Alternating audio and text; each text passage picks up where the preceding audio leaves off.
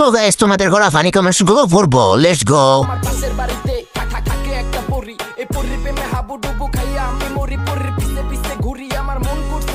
এদি আসলে একটা মাল রে। সঠিক বলেছে। तो चलिए शुरू करते हैं। এত বড় মন চুরি করে পালাইলো কেমনে? আগের থেকে অনেক উন্নত হয়েছে মাঠের ফসল। सही पकड़े हैं। বায়ু খায়, সাথে এলাকাবাসীও খায়। শহীদানের